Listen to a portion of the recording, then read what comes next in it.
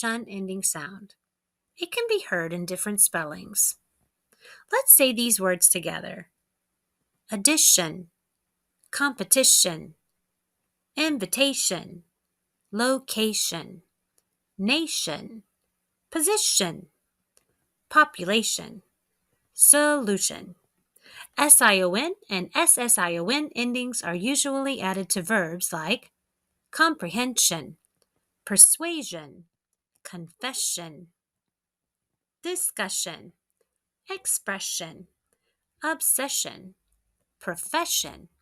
CIAN is usually used for jobs like beautician, electrician, politician, magician. And there is another job, dietitian. Now this one has two different spellings.